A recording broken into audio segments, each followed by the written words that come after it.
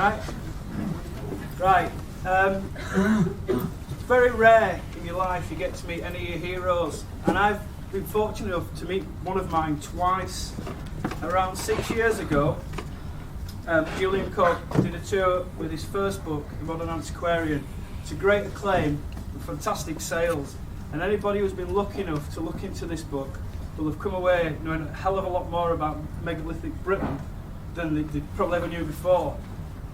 Not content with that, he went out and he explored Europe for us to come and explain and tell us about an area of European history that is sadly ignored.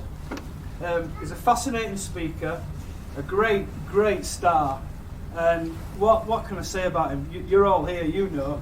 So it's with great pleasure I'm going to introduce to you this evening.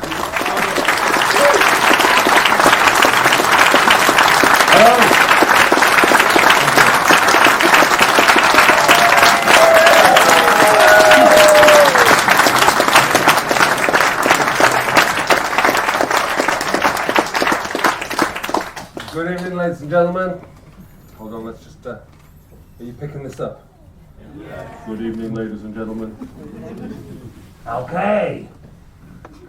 So the first thing that I'm going to say is, I'm really going to stay on the program and tell you what this is about, because there's so much to be learned, but the most important thing is that I help you navigate through the book. I can't tell you in 40 minutes what the cultures are about, because they're just so mind-boggling. So I'm just going to tell you the way in, which is the book.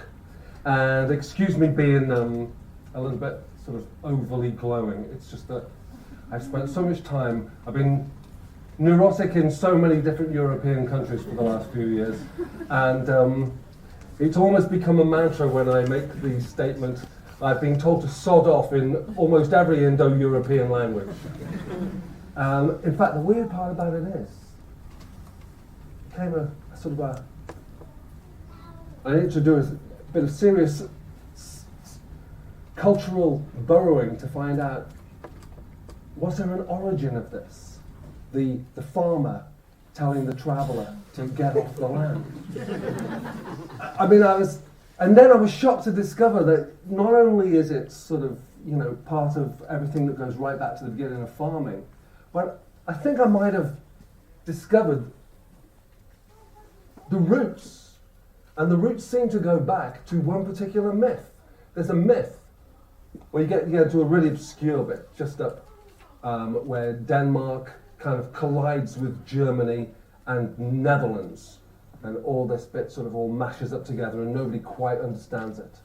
And right up there in the North Netherlands, the Netherlands is broken up into areas called Holland, North Holland, Frisia, Drenthe and Utrecht. But right up in Drenthe is where the real weird farmers are. And the real weird farmers are so celebrated that they're even celebrated in the oral tradition of Dutch culture. According to the Netherlands, the Drentheman was created by God. And the first thing that the Drentheman said to God was, he said, well, thank you very much. Now get off my land! So, the first thing I'm going to explain to you is that is to my great surprise, is that we seem to be the people who know pretty much the most about our landscape in the whole of Europe. In fact, it kind of blew my mind because I was so determined to not be Britocentric about the whole trip that I was looking to find out, was it really Britain that was most informed by their landscape? And the French have come to my aid, because the French are the only other only other European country that seem to really know almost as much as we do. So I'm kind of very pleased about that, because it would make me look like a right git if I came and started bigging up the British as being the ones who knew. So really, it's the British and the French. But the real shock is how little is known about the monuments, about the what I term the culture. I nicked that prefix from the Germans. The first, as in urtext, the original, the very, very underlying things. But the culture we seem to know most about in Britain and France. And elsewhere, if I made a graph of what is known, or what is considered to be known, it would be an absolutely treacherous graph. There are certain places that not only have no knowledge, but have no interest in knowing. So this is very much a book written from the point of view of the British traveller. Because the British traveller at least has some kind of awareness of this, however abstract, how distant that period that we're studying really is. So I've written it very much from the point of view of the British traveller. There was a really good review of the book in the Times a couple of weeks ago by Ronald Hutton, who's a pretty tough scholar. He gave me a very, very good review. I was very happy with it. But one of the things that I noticed was that he said, Cope seems to have made his peace somewhat with archaeologists after the anger in the last book. What I have found is, it's not so much that I've made my peace with archaeologists, it's archaeologists are now speaking to me. They're not hiding from me. You know, some archaeologists during the times that I was doing the Monoliths Crow, sorry, he can't still be cleaning the car after a year and a half. Get him on the phone, please. Nobody would speak to me. Now they do speak to me. And what I like is that quite often they'll have a word in my ear, private like, you know, with no colleagues around. And bit by bit I've discovered that they are all a bunch of apostates. They are all refuseniks in their own way. And as several of them agreed, I'll tell the tale that when they rediscovered the Beckhampton Avenue, the avenue that has been lost for 200 years, going west out of Avebury, I came in and I pointed to all of them down in their holes, and they said, "You're all a bunch of mystics." You don't want to admit it, but there's got to be a certain mysticism that drives you to sit down in there, digging away. There's something for 16 hours a day. There's something mystical about an archaeologist. But I would also counter what Ronald Hutton said. Yes, I am certainly more informed by the archaeologists, but at the same time I'm still very much a rock and roller who writes. And that is definitely a point, because the rock and roller is the person who creates the movable feast. This has got an element of rock and roll. We're sitting here in a bookshop and this is the moment. We're talking in the moment. We're creating something. As I always used to say, when you go to the youth club and the band is clanking out some hoary old tune on a Columbus Les Paul copy in Chad Valley drum kit. Rock and roll is still enough of a barbarian art form for it to be not merely a facsimile, but the real thing. And this is why this period is so important to us, because it's pre-classical. It was useful to the ancients. The ancients could not worship gods that weren't useful to them. I'm sure that they had to give the old heave-ho to umpteen amounts of gods. Whenever the harvest failed, somebody else would kick in. So I'm still very much a rock and roller who writes. In fact, possibly, it was when I was proofreading the book, because I'd written in this kind of chaos. I was proofreading the book and I thought, yeah, I came up with the ultimate rock and roll analogy. Aubrey Burl, who's 78, who writes fabulous books with very flat titles like The Stone Circles of the British Isles. He's 78, he's so poetic and he's a fantastic man, and I've got to know him very well, and he's very warm, but he will still see a monument and reduce it to the sum of its parts, to the point where I almost didn't go to Dunbeacon Stone Circle in Cork, because I read Aubrey's book. It is wrecked, he said. I got there, and it was a fabulous stone circle, but it was more than anything, it was above Blair's Cove. It was looking down on forever. Mount Gabriel, this incredible, famous, prehistoric copper mine was up there. How many copper mines are there? Very, very few. Of the 12 stones, I think there were about 12 stones there, 8 of the stones remained. Many of them kind of sticking out like bad teeth, but it was a fabulous place. And so what I say is, I quote Aubrey in the book, I say, yes, it is wrecked, but as a rock and roller, I have to make the point, so was Keith Richards when he recorded XR on Main Street. And that too, ladies and gentlemen, is a Barbarian classic. The point is, as we've learned from the Drenthe Man, the get off my land element is always going to be there. That's why I'm talking to you purely from the point of view of the Megalithic European. This is a book that travels on a parallel trackway.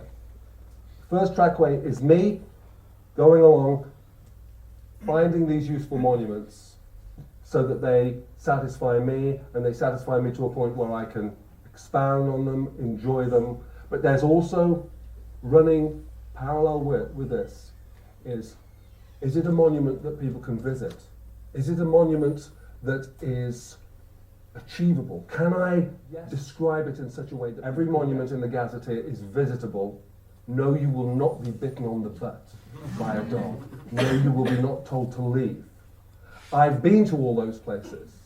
In certain parts of the Mediterranean, I would suggest that you pussyfoot a bit, because we do enjoy a certain sort of connection with the land that a lot of places are still getting used to, as we saw from when the plane spotters were arrested in Greece. So mystifying to us. But when you're in a foreign country, understand that they are, however weird the rules, they are their rules. I've got a tremendous amount of Greek family, and the Greeks describe anything like that as just being, it's very Greek. When I was in Dimini, there was a custodian there. I thought the fact that there was a custodian at Dimini, because it's a Neolithic hilltop village, I thought this inevitably makes it a tourist site. But the custodian was a small man who sort of observed me from a distance and wouldn't engage in conversation. And I was with a rock and roll journalist from Athens, and he wouldn't engage with the journalist either. And when I'd been there over half an hour, the little custodian came over and he said to the journalist, "Your friend is too interested."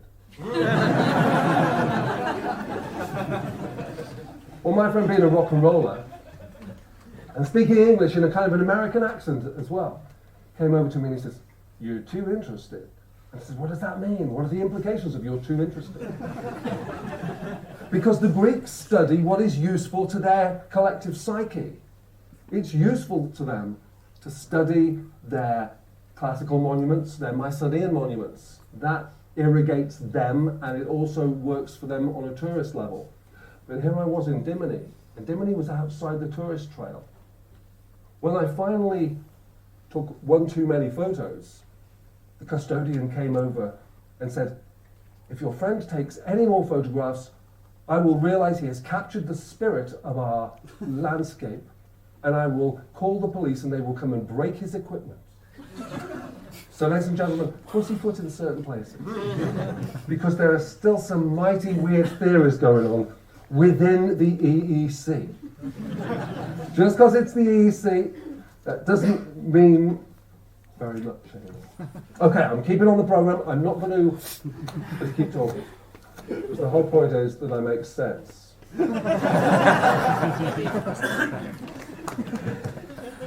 Yes.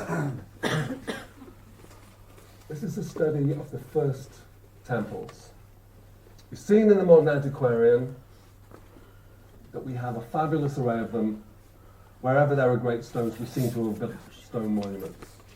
But the most important thing is that this is meant to be an inclusive trip, that to exclude is pointless. We need to start a dialogue. As much as anything, the Megalithic European is about getting the dialogue started. And it seems so arbitrary because of Europe, because the British are used to travelling in Europe, so we do tend to think that everything is of the same level. But what slowed me down was that I couldn't have British or Franco-British expectations in many places. For example, say in Portugal, they're still discovering monuments. They're still discovering vast monuments. Monuments the size of mini Stonehenges seem to be coming out of groves of olives. You know, in the 10 years that I've been travelling to Portugal, things have risen out of ridges that I didn't see before. I don't know why, and I can't explain it, because the Portuguese archaeologists are just as shocked. But they don't even have a place in oral tradition. They don't have a period where, you know, the local crazy man dwelt for a time in the 1800s in the local dolmen. That is not part of their tradition. They have a very beautiful series of things called chapel antas, where they take a Neolithic tomb and they turn it into a, they put a statue of the Virgin Mary in the middle, and they Christianize it to the point where it really isn't a Christianized tomb. It's almost like a paganized Christian dolmen. It's a weird combination. But there is not any particular tradition going on there.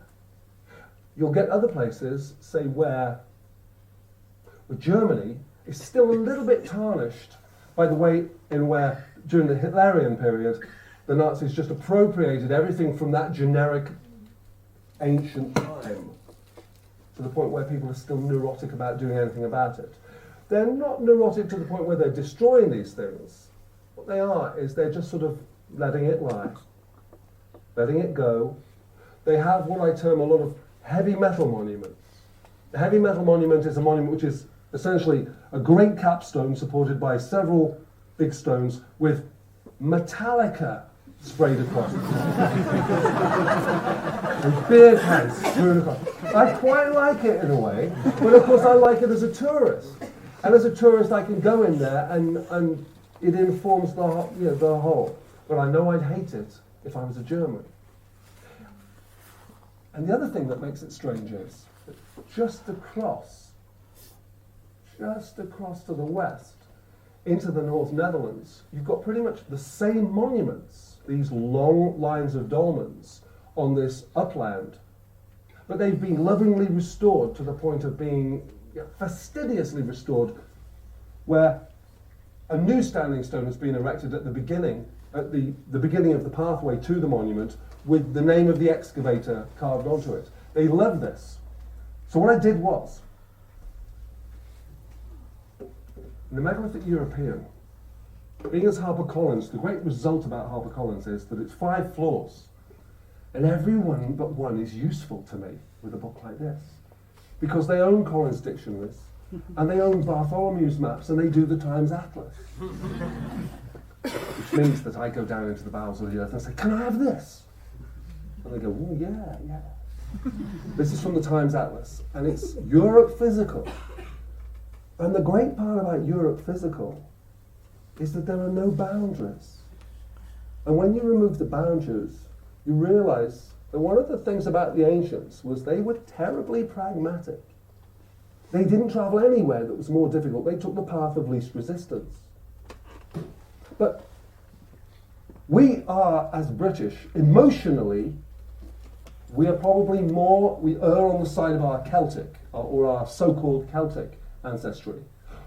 The Celts were the put-upon ones. The Celts were the ones that were pushed west. I suppose the Irish, the Cornish, the Welsh.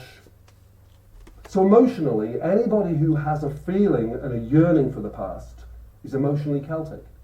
But unfortunately it means that we've done a disservice to our, what I term our Scando-Germanic background. And our Scando-Germanic background is the last 4 successive waves of invaders. The Normans, the Vikings, the Angles, the Saxons, and the Jutes. To a point where, when it comes to Scandinavia and North Germany, it's just a mishmash. It's a kind of a sort of a generic up there somewhere. So it's really shocking when you actually get to Scandinavia and you discover that to a certain extent the Scandinavians too think of themselves that way.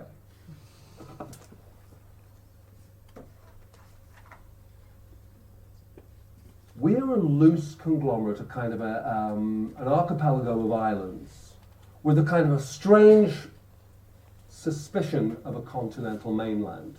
We've always been that way. We've always felt bad about it. What I've learned by traveling so much is I no longer feel bad about it, it just is the way we are. But the reason I no longer feel bad about it is there are two other archipelagos of islands who have the same relationship to a continental landmass, and they are the Danes and the Japanese. The Danes, the Japanese, they're like the British. They're interested in the continental landmass, suspicious of it, and a little bit, they want to help it out. But learning that those two share the same kind of weird, sort of almost arrogance towards it is interesting to find out. Because we have these natural boundaries, this natural barrier called the sea. So we can study, and there are these boundaries. The Danes have pretty much the same thing. When you go into Denmark, you have Falster, Lolland, Zealand, Fyn, and you have Jutland.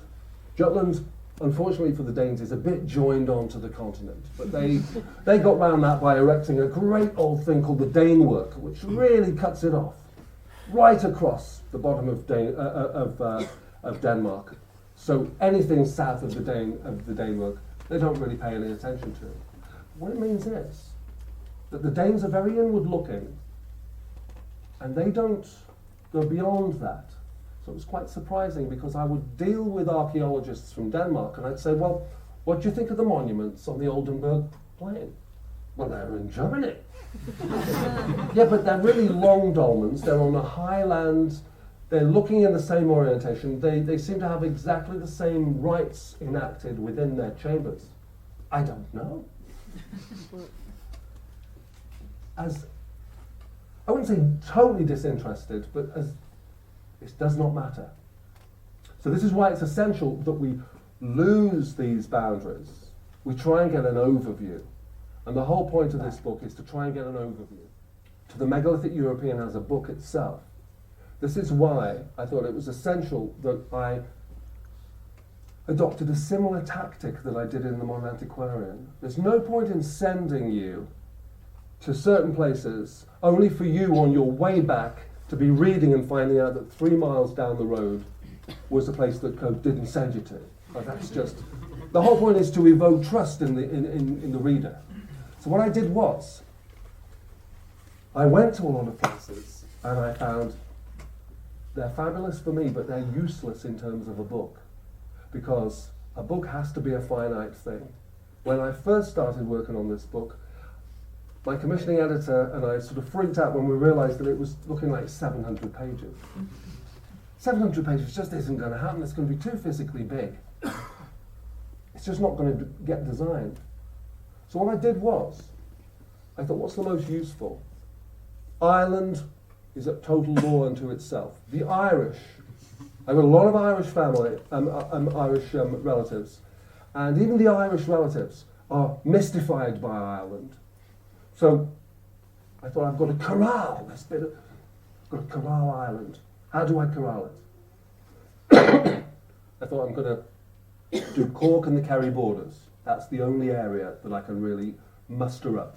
Then I'll do an area that I've poetically named Greater Dublin, because I realised that a lot of people go into Dublin. It's very much a British traveller travelling in Ireland. But the best quote to sum up Ireland was a guidebook by a man called Jack Roberts from Cork. And his description to one of the monuments, which I did actually find after going there 3 times, in his guidebook, he said, you get to this site by walking down, following along where the river defines Cork and Kerry. You carry on walking along down the river, and then after a while you see a copse of trees. You turn left into the copse of trees, you carry on into the mountains a bit, and then with any luck, you meet somebody who knows where the monument is. Fantastic. Your expectations slow right down. And that's the essential thing, that my expectations slowed right down. But you can trust this author because I have been fastidious about it. If I couldn't find a way to describe it to you, I didn't put it in the gazetteer because it's not useful. So, really, in terms of this book, it's the disparity between all these places. It's the fact that people don't get to travel that we're trying to remedy here. We're trying to create something that will allow people to debrief, because half the time I felt like a spy who'd come away with the information. I couldn't discuss it with anybody. So as much as anything, just talking to people who've been, whether we totally disagreed on the reasons for these monuments, I was finding that, occasionally I'd be speaking to archaeologists and they'd be like, "You've been there? What did you think?" "I think this." I'm sure I could have said that, I could have made anything up, but the fact that I'd been there meant that people were compassionate about it.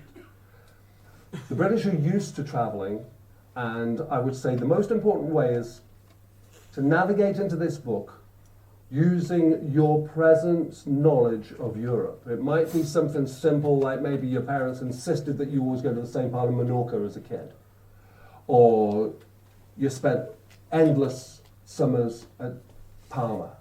But if you did, look at the book, meditate on the book itself, look at the maps, and think, yeah, okay, we can start here. I know this part of Europe, and using that as a basic place, you can start to work outwards. It isn't like the modern antiquarian where you can just drop everything and go off of a weekend, but it's a long-term trip. It's very, very detailed. Europe does not have the Ordnance Survey maps that we have. They don't have that fastidious attitude to detail because they're not informed by the land the way we seem to be. And I'm going to keep saying the way we seem to be because I'm so reluctant to make these claims, because it was shocking to me that we are more of the people of the land than I ever could have guessed. And that's the most important thing to understand. Because whenever you go out to these places, you will constantly return to Britain and think, right, I'm here. This is my home. I started thinking about all kinds of things, about geology. The fact that I've driven on the Central European plain for 1,000 miles on the same piece of granite. The main text is called World Hill, World Pillar, World Tree. And what I say in that is that the one universal of the ancients is that when they slowed down long enough, when they stopped their nomadism, when they were no longer forced to hunt and to gather only, when farming came in and stock breeding came in, their response to the landscape changed, because whereas the hunter-gatherer, the nomad, builds the campfire and then kicks over the traces of the campfire as they move on, it's the absolute opposite. Once you become a settler or a stock breeder, you build the campfire and then you line the outer walls of the campfire with stones. You create a hearth. You create a center for the camp. I call them hearthen temples. One of the interesting things is that as you get down into the Mediterranean area, Sardinian, going right across into Turkey, into Armenia, into the Middle East, the earliest temples really are hearthen temples. They are hearths that increased in size until they were splendid, fabulous central hubs of the whole settlement. So the hearth seems to have been the first real monument. But World Hill, World Pillar, World Tree says this. It says that the first thing that people do when they've settled long enough is they look for evidence that they've picked their environment, their new settlement, well. As much as anything, to make themselves feel good, and as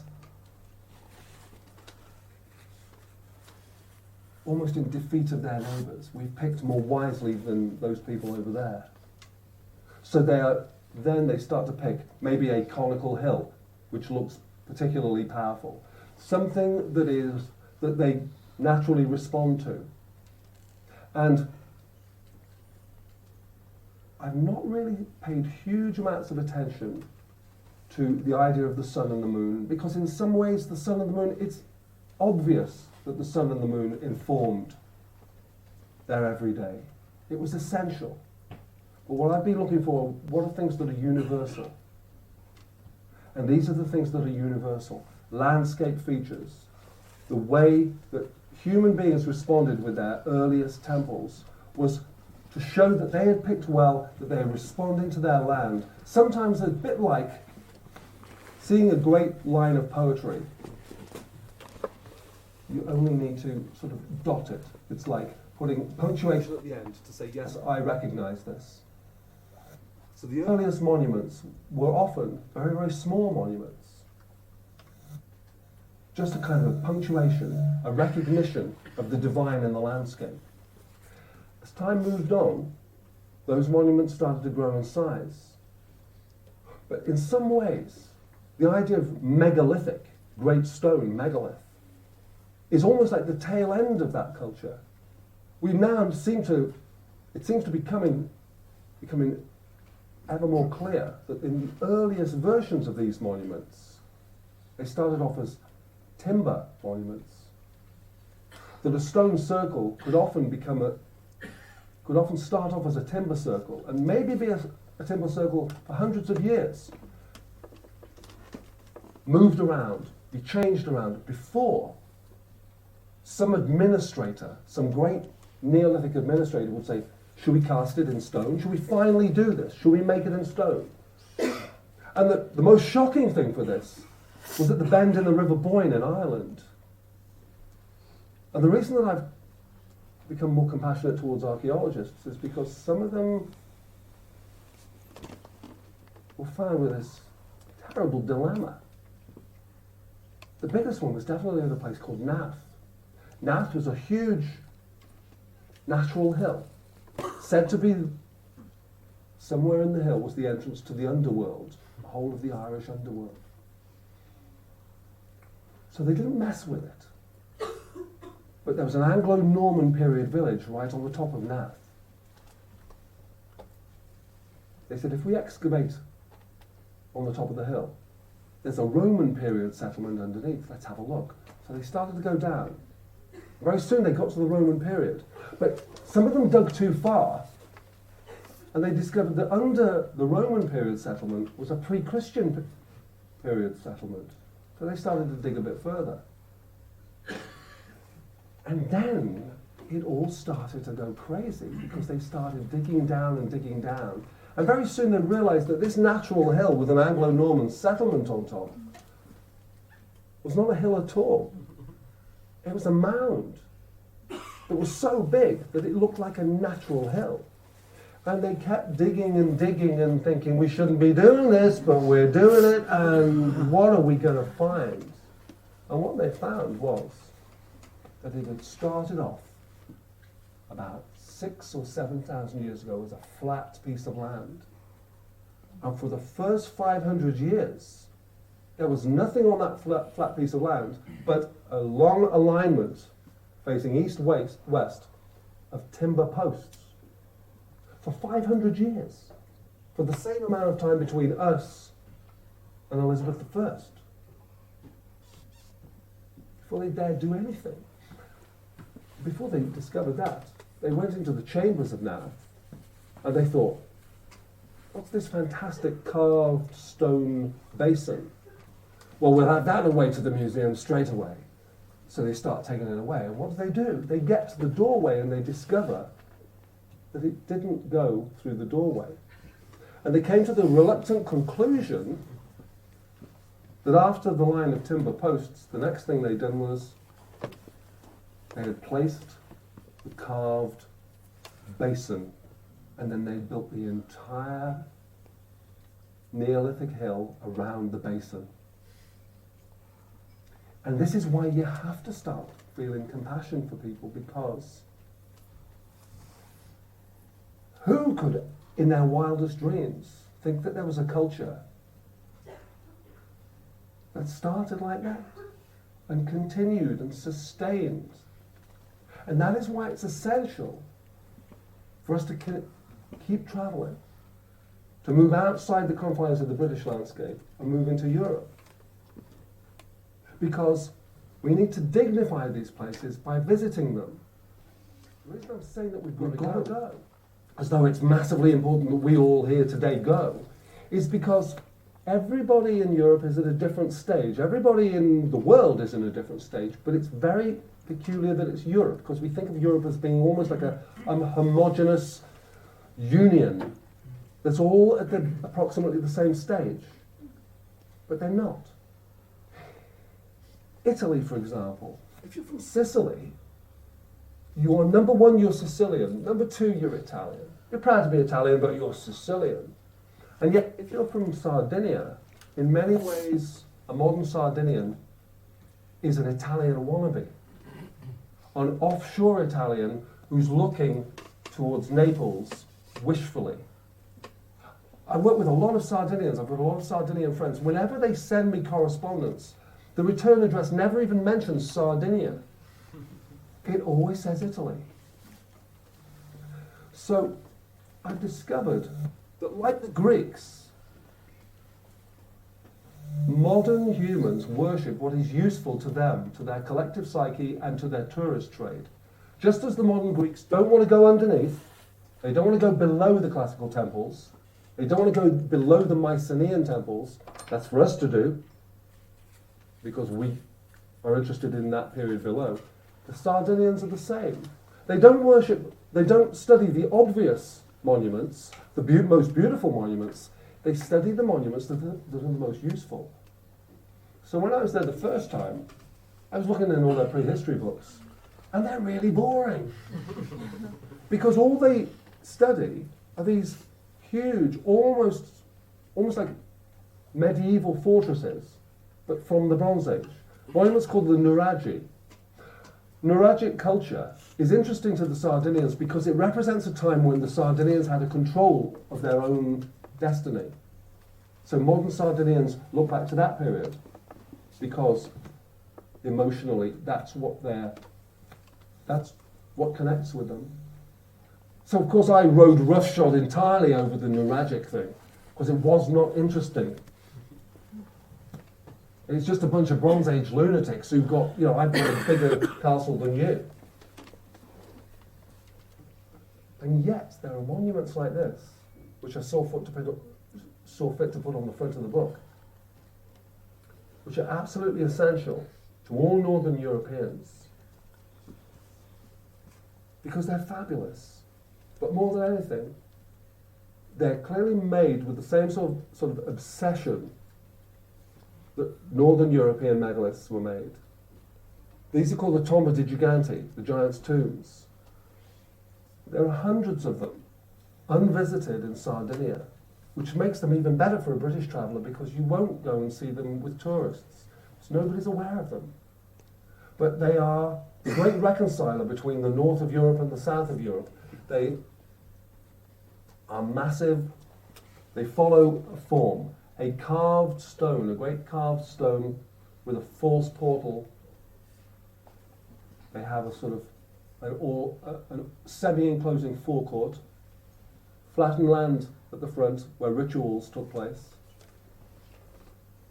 And they follow a pattern which makes them very, very modern.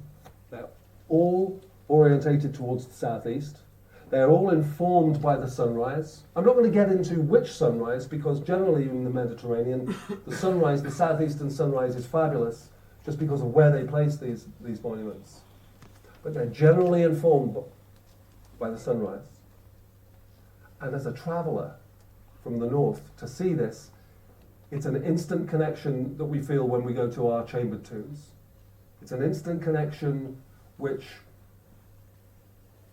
reconciles us with the south, with the Mediterranean.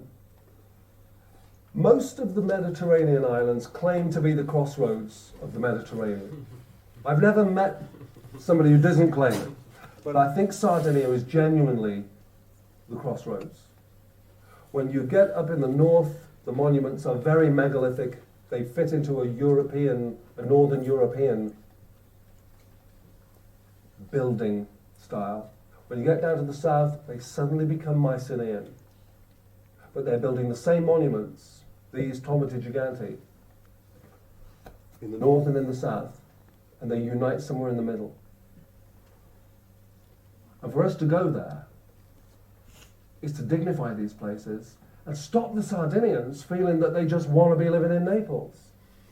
I'm making a road movie next year with a real refusenick film director called Francesco, who only makes movies in Sardinian, not in Italian, in Sardinian. We're making this movie called 131. And what was shocking to me was, as a Sardinian, he only ever makes movies in his own dialect. It's not a dialect, Julian, it's a language, he said. Which is actually true, because it's fairly close to Portuguese. But more than anything, even as a Sardinian and a committed Sardi, he didn't know really that the Tomba di Giganti were anything special. So he wants to make this movie because he realizes that there is something absolutely unique in Sardinia. In some ways, however anti-Roman we are, however anti-Roman I am. Sorry about that. The one thing that I do like is to know that this place is called Caesar's Mound, because this is the prehistoric mound on which Caesar stood while his ships were destroying the Gauls. Caesar somehow comes between us, and we can reach Caesar, and he is the character. He's a kind of an irrigating force. It's the same thing. We go to the Fortingall Yew up at the end of Strath Tay. And in the Fortingall Yew, which is meant to be 6,000 years old, it is said that Pontius Pilate played, because Pontius Pilate was a Scotsman. Now, whether we believe that Pontius Pilate was a Scotsman and came from Strath Tay is not the point. The point is that there's an oral tradition that says that. And there's a monument there. It's a natural monument that would have been older to Pontius Pilate than he is to us. So again, we can reach back into this time. So really, in terms of dignifying places, it's essential that we travel. Let me see if I'm getting off the program here. Sorry about this, it's just there's so much that I can say, and I want to make sure that I'm being informative and not culty. How long have I been on? Because I don't want to outstay my welcome. Ooh! I wanted to say it all and have gone by now. Another 2 hours. Yeah. No, I'm going to be very brief because I know that I'm going to do a book signing afterwards. And I can't go fast anymore. My expectations, I'm pleased to see everybody. I'm very happy to see everybody. I'm very happy that the Megalithic European has come out, because in some ways, standing on the north coast of Skagerrak at 3 a.m, totally having blown it and arrived 2 hours before sunrise, being told by the Danes that it's much further away, I did get to the point where I was thinking, will this book ever be a real thing? So just to see it here, just to drink in people coming to see it, to see this talk, means that it exists before I sort of slope off and start the next one. So, really, as I said, when you take this book, you're always going to be coming back to this which is our land. And you're going to be shocked at how exquisite it is. I'm married to an American, and I'm always shocked because my American wife is always, she's like the queen of Weymouth Beach. That's just fantastic. Oh, I just love to sit there and eat chips. You have the most wonderful traditions. What's Blackpool like? She's see it with somebody else's eyes and it totally changes it. It's fantastic. For 10 years, I've been planning to go to Armenia. I'm a big fan of George Gurdjieff. George Gurdjieff has really informed a lot of what I do. He was very much a believer that the 19th century philosophers missed the mark because they were gentlemen, so they never had to roll their sleeves up and do anything, so they felt removed from workmen, and so the world was filled with boredom because they could spend all their time indoors thinking about how pointless the world was. And he said that if they really just rolled their sleeves up and got out and did, they would experience the fullness of the world. Now, T.S. Eliot always said, the great part about this culture is that what we do is, all we expect of our artists and our poets is that they do not merely muse poetically indoors, but they actually bring something that we can enjoy ourselves, something that can inform us, and that's the essential thing about the artist.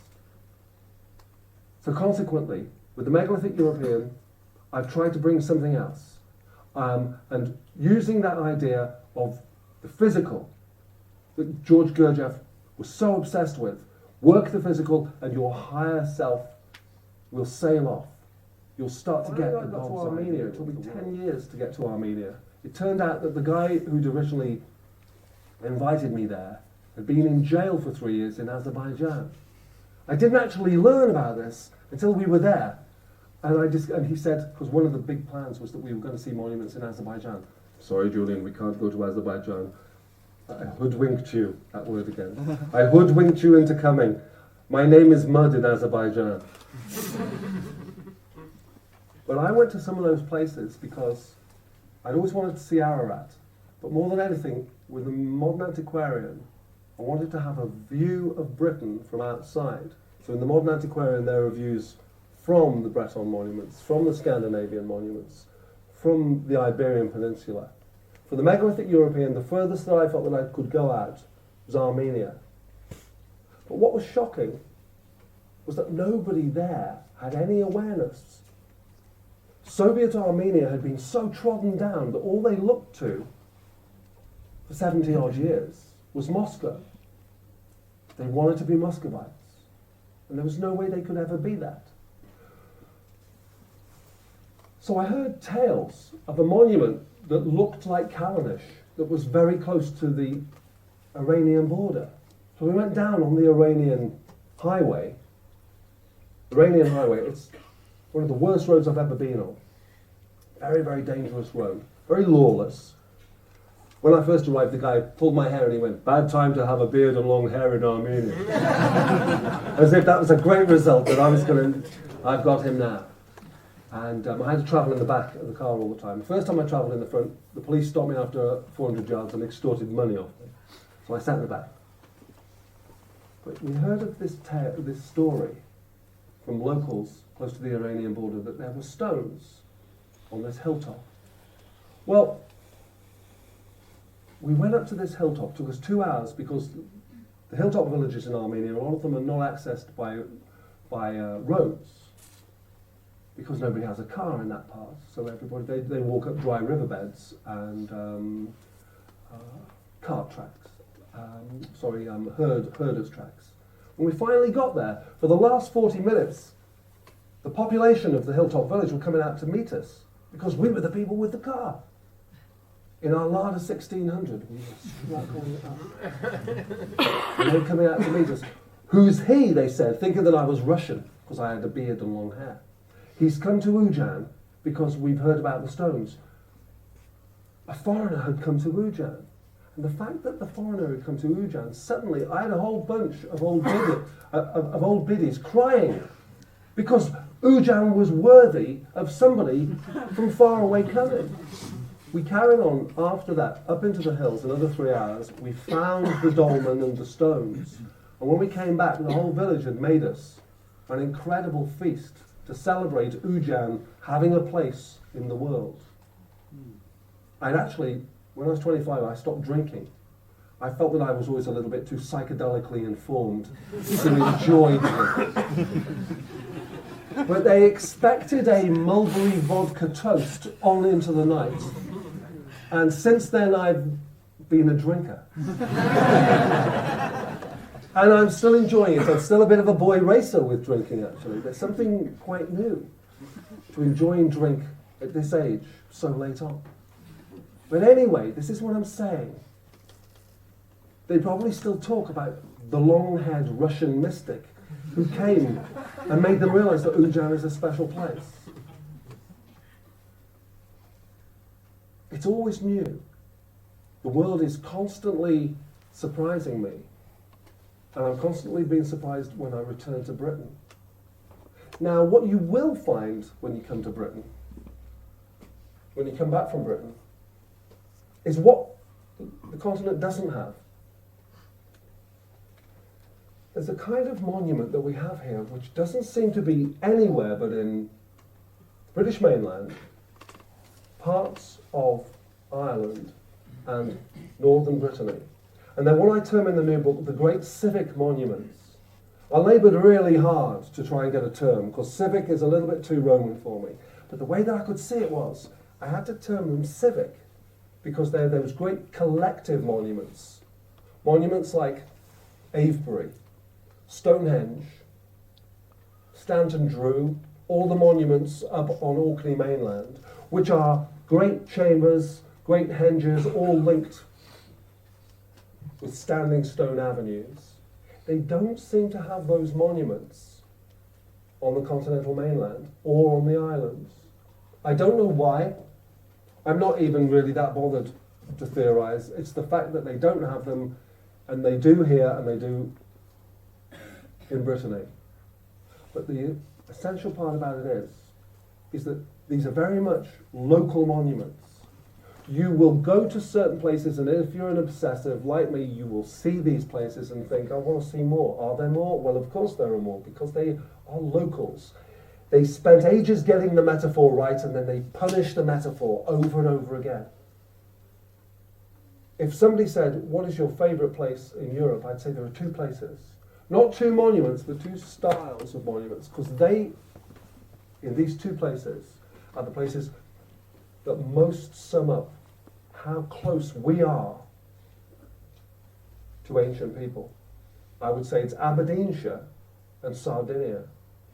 In both places, the landscape informed those people in such a way that drove them to decorate every hilltop with the same kind of monument, the same orientation, they have that same delight. You know how on the Easter Islands, they kept building those great heads until the culture actually collapsed? It's said that the village elders on Easter Island forewarned the population, and they just carried on building and building and building, because it was all that they knew. We spend a lot of our life feeling bad, because we know that there's something terminal in the way we're running our culture. We're conscious of it, and we can't do anything about it. It's out of control. I'm not saying that this is a way of getting around it, but it's somehow heartening to know that even going back to the Neolithic times, once we got it up and running, we were very soon out of control. We were very soon creating farming techniques that were really crap. That we were creating huge swathes of desert as early as 6000 BC, and that we were moving on. We've always been that way. When you're at your lowest ebb,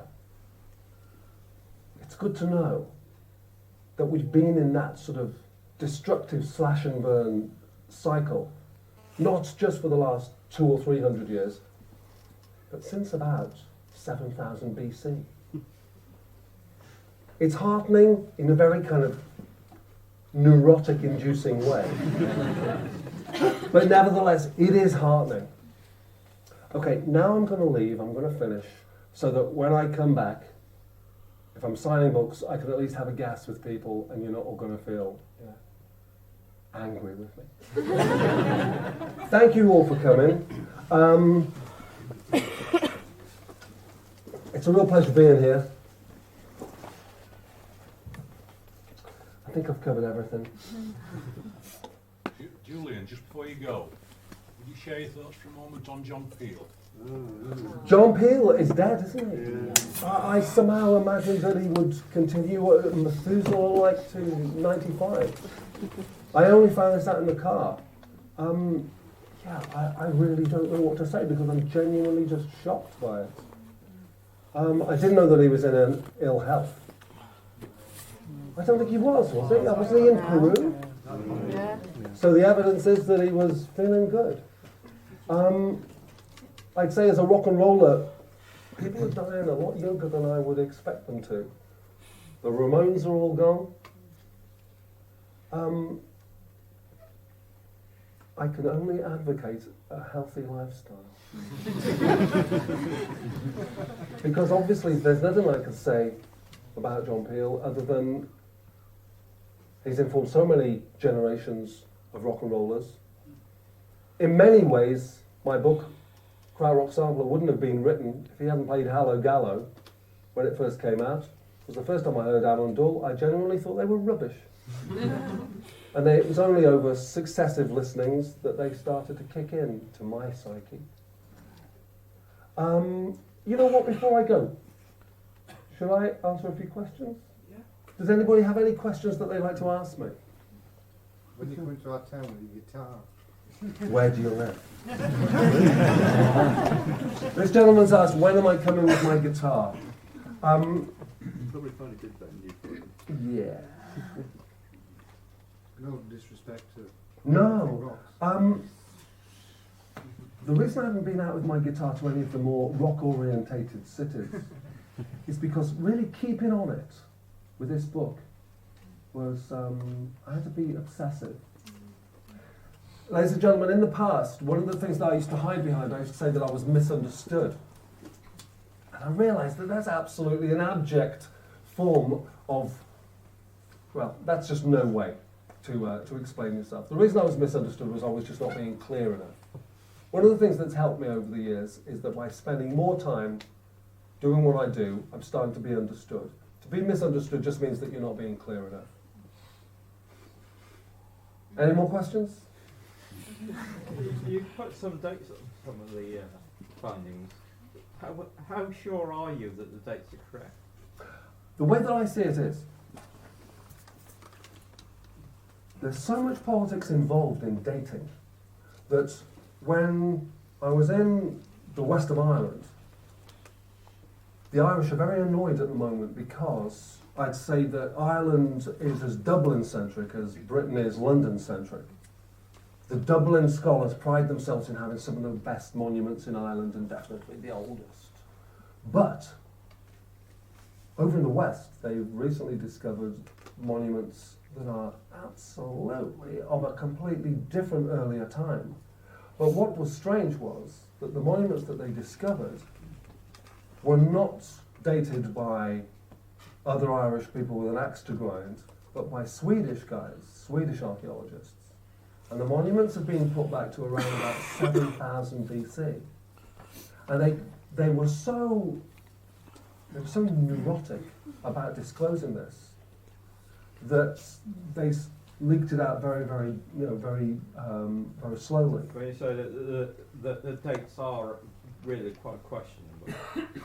What I would say is that Some of in them could be terms, massively older than we're supposing. well, I would say now, Are they? this gentleman's asking about the general dating and how much we can accept the dating. What I would say is this, that I'm not really studying them from the point of view of this one, then this one, then this one. In many ways, what's most interesting about this is the wide ranging and the discrepancies in the dates. One of the monuments that is one of my favourites is this one. This one's on a hilltop in the Baltic. And what is so fantastic about this is because 20 years ago they dated this as being a sort of a proto-Viking monument. They would say, Vendel, maybe sort of 700 AD. But now they're starting to accept that it's probably closer to 2000 BC. But what I love most is that when you go to this is clearly a continuation of a tradition that continued so successfully that it can confuse scientists. And I think that's the essential thing, is that we are now at a point where it's more open season on dating than ever. All we know, really, I would say, is that it's going back. And not only is it going back, but it's continuing forwards. The monuments in Scandinavia are really arbitrary in terms of dating. As much as anything, I think the reason that the dating is so obscure in Scandinavia is because as Christianity crept up European seaboards, we could sort of anticipate it in the same way that, say, when punk rock first started, we knew in advance that there was something happening in America, but we didn't know what because we couldn't get the records. Oh, what, they wear their hair spiky, oh, we can do that. People can anticipate, styles. They anticipated the coming of Christianity to start with by going into a sort of an Odinist period and using Odin. Well, he's a bit of a death and resurrection god, let's worship him as that. Odin wasn't working because Odin wasn't enough for the common man, he was very much for the nobility, so they started to go into a Thor period. Thor was far more for the common man. In the end, they even had a temporary return in the 10th century to worshipping Freya, to a temporary goddess worship, throwing anything at it before eventually going, oh, okay, we'll accept it, we will accept Christianity, by which time, by the 10th century, they had enough time to reconcile their heathenism with the coming Christianity. So when you get up there, you're getting very confusing monuments because you've got a continuance of megalithic culture, which possibly goes way, way back, totally undisturbed with no breaks, no dark ages. So I would say in that way, one of the things I've tried to do with the Megalithic European is not get obsessed about dates. I just say, this is probably much older than this, but this is definitely informed by a similar attitude, by a megalithic attitude, a similar response to the landscape. Jules, since you got the book years ago and been tramping all over Scotland, maybe, Yeah. looking at various places on the holidays, when you see, like, it goes to the Kilmartin Valley, which we got there by accident and opened the book and there was a chapter on it, which was really great happening.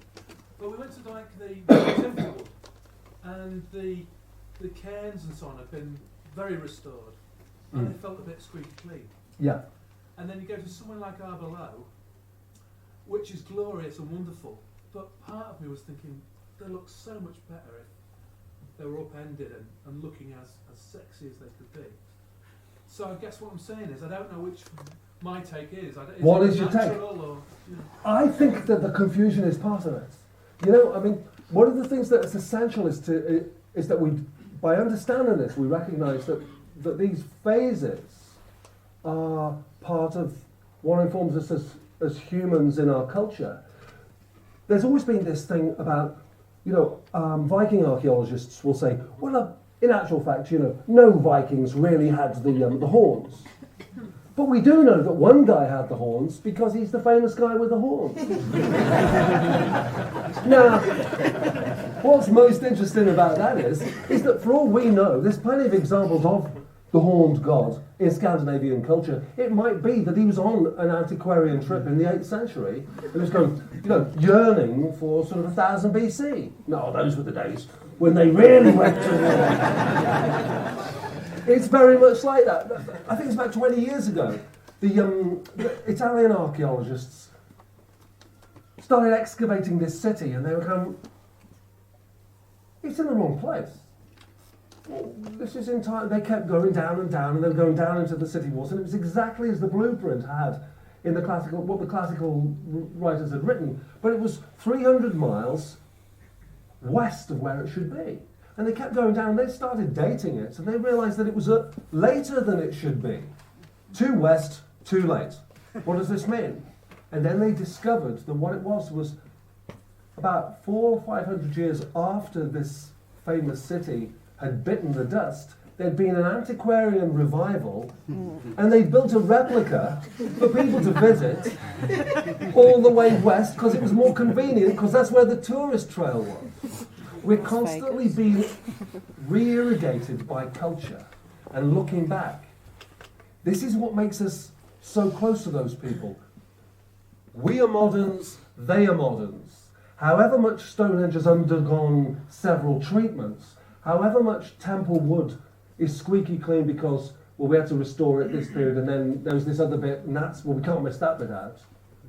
There are always bits where it's finished, where they stand back, and even if in 200 years they're going to add a bit, they stand back at this pre-annex phase and go, well, that's a result for Megalithica, isn't it? Yes. There are periods where it's finished. And that's, to me, what makes these monuments so essential. There's just going to be one bit that I've got to read. I hate reading at talks. But this is a good point to make. It's making the point that there's no point in studying antiquity for the sake of it. That the only point in studying antiquity is for it to inform where we are and where we're going. And as a rock and roller, music is about the now. And when I say, I finish in the preface. Indeed, my only interest in these ancient monuments is because they are still supremely relevant to we moderns. And in this linear culture, which regularly hoodwinks itself into believing that we are developed as human beings can be, even a cursory study of prehistoric society will soon remind us that we are, in fact, always in a state of becoming. We're never complete. We're always in a state of becoming. I call it linear culture because we've lost that idea of the cycle. We do think that our ancestors of 30 years knew nothing, 30 years ago knew nothing, because we know more. 30 years ago they thought, well, the people of 200 years ago clearly knew nothing. And the people of 200 years ago thought that the people of 500 years ago knew zip. We always think that the older people were planks. They clearly weren't. We're always in a state of becoming. And I've come to the conclusion that that's why it's just essential that we just keep going and we recognise that this is the now. That we're living the now. In 200 years, not only will we all be dead, but we'll be so dead that this will be like some strange blip unless we create the monuments which are sensible and create them now. Our monuments are now because we are so momentary. And that's the essential thing. That human beings have always been informed by all kinds of times. 21st century, I put on the front of this, the 21st century traveller. There's still something sort of utopian about the term 21st century, even though we're already deep into the 21st century, because we are all 20th century adults who as children would think, oh, I will be so-and-so, I'll be this age in 2000. Wow, I can't imagine that. We're there. We're not only there, we're well there. It was my birthday the other day, yeah. You said. Oh, can I give you a present? Absolutely, yeah. Everybody else wants your signature. I just want to give you crap. Excellent, thank you. Excellent, thanks very much. Cheers. You said that Sardinia was your favourite spot in the Mediterranean area. Do the remains there bear any resemblance to what's found on Malta? No. Oh. They really don't. Malta's unique. Try and tell the Maltese, because the Maltese are very confused about it. But again, we're talking about such a localised thing. The Sardinians did this, and they did it very well. You can go over 12 kilometres across the Straits of Bonifacio. You won't get anything in Corsica that you get in Sardinia. It's a localised culture. They're obsessed with getting their local metaphor, getting it right, and then really chasing it. And that's what's so, I think, so exquisite about travelling, is, very local. Even to the point where you would really say a stone circle is a universal image, but it's only universal because we are in a landscape that is totally decorated with stone circles. You get outside Britain, and the only stone circles outside Britain really are a few small ones in Poland, a few sort of 7th century, 8th century ones in Western Africa. It's not even really a phenomenon that goes very deep into France. You know, maybe 4 in France. Very local, very weird. What do you think of Paul Devereux's theory of like acoustic archaeology? It's kind of posited this theory that you can learn about why megalithic builders designed the structures the way they did by sort of analysing the acoustic properties of the monuments. And it seems like This gentleman's asking about the Paul Devereux's thing about the acoustics. Yeah, there's another guy called Aaron Watson who's very good, who's doing stuff at Reading University. Yeah, I started doing something in 1993 where I discovered a slap echo at the stones of Stennis, which made sense because it's cut directly into Orcadian flagstone, so it would make sense. It would have a, you know, you'd get a great Tamil Motown drum sound. Same thing. But then I kind of slowed down on that. First thing I did was give it a name, because people didn't need good names, so I called it Archaeosonics. I think people need to celebrate it with a name. But I think as much as anything, what you would have would be in megalithic culture, you would have, if it wasn't a priesthood, you would have people, you would have some kind of religious personages taking advantage of sound. As much as anything, even if you think of like going back to shamanic times, the shaman would certainly know all the local caves that resounded best, because he would bring people, and if he wanted to say something and make something of great moment, the best thing that he could do was to stand at the cave that had the best resonance, because he would then appear to have the god speaking on his behalf at the same time. So if you go into Malta, you know, down into the Hypogeum, there's that fabulous sort of shamanic priest hole where you stand about this far away and it starts, the god is speaking your words. They've made this incredible, it's an incredible thing straight into the limestone. So I would say yes. It's not something that I've thought is necessary for me to create a repository, because I think a lot of people are working on it well. I think Paul Devereux is a very trustworthy person.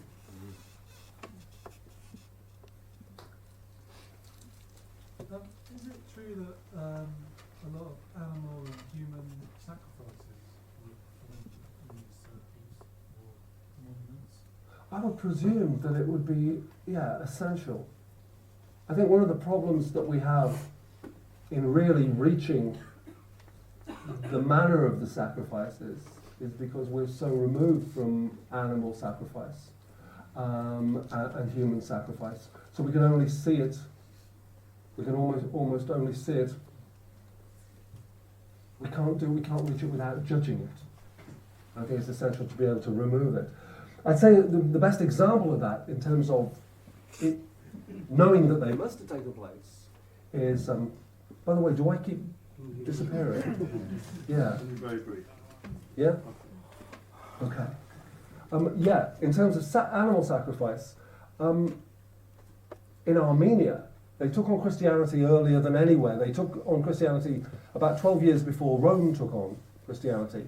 They took it on so early that they managed to reconcile their heathenism with the coming Christ. So in many ways, you know, that's Christ just became yet another death and resurrection God. The Middle East is full of death and resurrection gods. Christ, in terms of Christ being, you know, the Holy Child with the Sacred Mother, you see with Attis and Kubali. You see as a death and resurrection God. You see him as Endendros. You see him as Orpheus Bakikos. It's a recurring image in the Middle East. But what is essential when you see it in terms of informing what your question was, animal sacrifice, is the Armenians still sacrifice animals to Christ. Now. It made it quite difficult for me to travel because it's such a dusty...